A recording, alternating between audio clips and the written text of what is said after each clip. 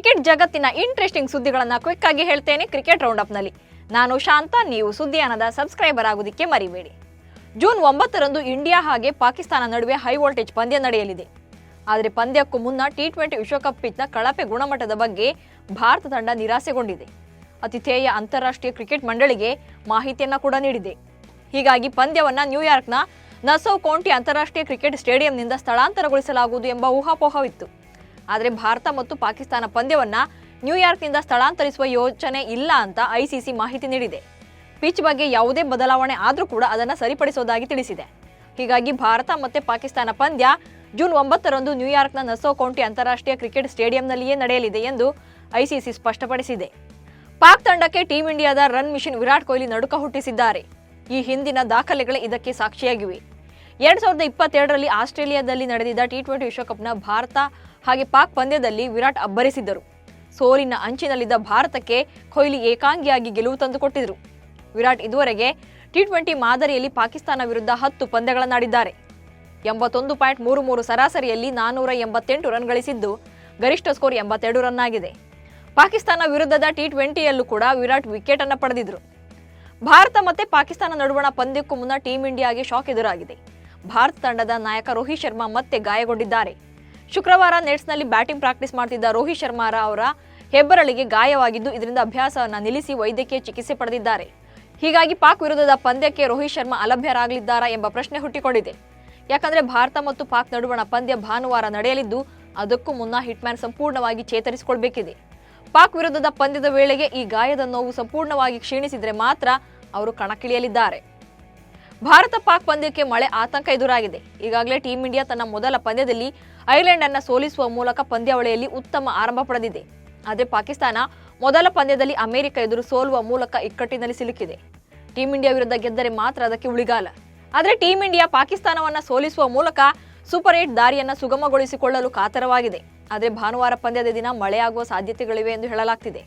ಹಾಗೇನಾದರೂ ಮಳೆಯಿಂದ ಪಂದ್ಯಕ್ಕೆ ಅಡ್ಡಿಯಾದರೆ ಉಭಯ ತಂಡಗಳಿಗೆ ತಲಾ 1 ಅಂಕ ನೀಡಲಾಗುತ್ತೆ. ಯಾಕಂದ್ರೆ ಲೀಗ್ ಹಂತದ ಪಂದ್ಯಗಳಿಗೆ ಮೀಸಲು ದಿನವನ್ನು ನಿಗದಿಪಡಿಸಿಲ್ಲ. ಪಾಕಿಸ್ತಾನ ತಂಡದಲ್ಲಿ ಯಾವುದೂ ಸರಿಯಿಲ್ಲ ಅನ್ನೋದು ಜಗಜ್ಜಾಹೀರಾಗಿದೆ. ಅದರಲ್ಲೂ ಅಮೆರಿಕ ವಿರುದ್ಧದ ಪಂದ್ಯದಲ್ಲಿ ಸೋತ ನಂತರ ಪಾಕಿಸ್ತಾನ ತಂಡದಲ್ಲಿ ಕೋಲಾಹಲ ಎದ್ದಿದೆ. ಅದರಲ್ಲಿ ತಂಡದ ನಾಯಕ ಬಾಬರ್ ಆಜಂ ಮೇಲೆಯೇ ಹಲವು ಪ್ರಶ್ನೆಗಳನ್ನು ಮಾಡಲಾಗ್ತಿದೆ. ಯಾಕಂದ್ರೆ ಪಂದ್ಯದ ನಂತರ ಮಾತನಾಡಿದ ನಾಯಕ ಬಾಬರ್ ಪಂದ್ಯದ ಸೋಲಿಗೆ ತಮ್ಮ ತಂಡದ ಆಟಗಾರರ ಪ್ರದರ್ಶನ ಕಾರಣ ಎಂದಿದ್ರು. ಇದಾದ ಬಳಿಕ ಬಾಬರ್ ಅವರ ಹೇಳಿಕೆಗೆ ತಂಡದ ಆಟಗಾರರಿಂದ ವಿರೋಧ ವ್ಯಕ್ತವಾಗಿದೆ. ಹಾಗೆಯೇ ಪಾಕ್ ತಂಡದಲ್ಲಿ ಒಡಕು ಉಂಟಾಗಿದೆ. ಬಾಬರ್ ಆಜಂ ಅವರ ಸರ್ವಾಧಿಕಾರಿ ಧೋರಣೆಯು ಅನೇಕ ಆಟಗಾರರ ಅಸಮಾಧಾನಕ್ಕೆ ಕಾರಣವಾಗಿದೆ.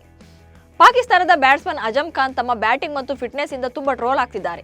ಅಮೆರಿಕ ವಿರುದ್ಧ ನಡೆದ ಟಿ20 ವಿಶ್ವಕಪ್ನ ಮೊದಲ ಪಂದ್ಯದಲ್ಲಿ ಅಜಂ ಖಾನ್ ಗೋಲ್ಡನ್ ಡಕ್ಗೆ ಔಟ್ ಆಗಿದ್ರು. ಬಳಿಕ ಅಜಂ ಖಾನ್ ಪೆವಿಲಿಯನ್ ಕಡೆಗೆ ಮರಳುವಾಗ ಅಭಿಮಾನಿಯೊಂದಿಗೆ ಜಗಳವಾಡಿದ್ದಾರೆ. ಅಭಿಮಾನಿ ಪಾಕ್ ಕ್ರಿಕೆಟಿಗನಿಗೆ ಫಿಟ್ನೆಸ್ ಬಗ್ಗೆ ಕೆಣಕಿದ್ದಕ್ಕೆ ಅಜಂ ಸಿಟ್ಟಾಗಿ ಜಗಳವಾಡಿದ್ದಾರೆ.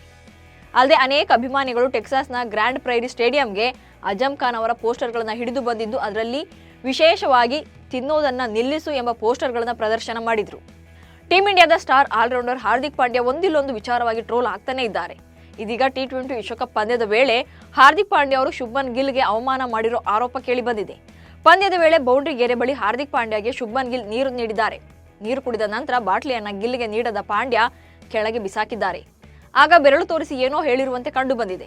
ಇದರಿಂದಾಗಿ ಟೀಂ ಇಂಡಿಯಾ ಅಭಿಮಾನಿಗಳು ಹಾರ್ದಿಕ್ ಮೇಲೆ ಮತ್ತೆ ಕೋಪಗೊಂಡಿದ್ದಾರೆ. ಶುಭ್ಮನ್ ಗಿಲ್ ಸ್ಟಾರ್ ಓಪನರ್, ಹಾಗೆ ತಂಡದಲ್ಲಿ ಪ್ರಮುಖ ಮತ್ತು ಕಿರಿಯ ಆಟಗಾರ. ಹಾಗಿದ್ದಾಗ ಪಾಂಡ್ಯ ಅವರು ತಂಡದ ಹಿರಿಯ ಆಟಗಾರನಾಗಿ ಈ ರೀತಿ ಕಿರಿಯ ಆಟಗಾರರನ್ನ ನಡೆಸಿಕೊಳ್ಳೋದು ಸರಿಯಲ್ಲ ಎಂದು ಕಿಡಿಕಾರಿದ್ದಾರೆ. ಟಿ20 ವಿಶ್ವಕಪ್ನ 14ನೇ ಪಂದ್ಯದಲ್ಲಿ ಅಫ್ಘಾನಿಸ್ತಾನ ತಂಡ ಅಮೋಘ ಜಯ ಸಾಧಿಸಿದೆ.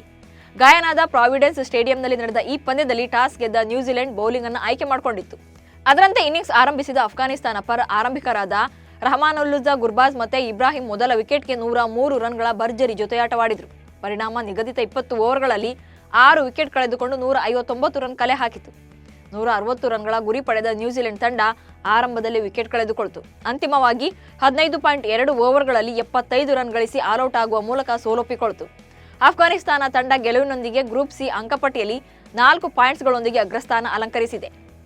ಡಲ್ಲಾಸ್ನ ಗ್ರ್ಯಾಂಡ್ ಪ್ರೈರಿ ಸ್ಟೇಡಿಯಂನಲ್ಲಿ ನಡೆದ ಟಿ20 ವಿಶ್ವಕಪ್ನ 15ನೇ ಪಂದ್ಯದಲ್ಲಿ ಶ್ರೀಲಂಕಾ ವಿರುದ್ಧ ಬಾಂಗ್ಲಾದೇಶ ತಂಡ ರೋಚಕ ಜಯ ಸಾಧಿಸಿದೆ.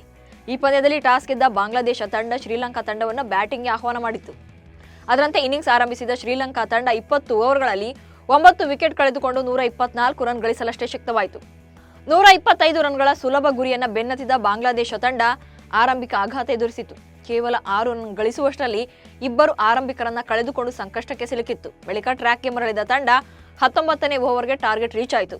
ಈ ಗೆಲುವಿನೊಂದಿಗೆ ಬಾಂಗ್ಲಾದೇಶ ತಂಡ ಟಿ20 ವಿಶ್ವಕಪ್ನಲ್ಲಿ ಶುಭಾರಂಭ ಮಾಡಿದೆ.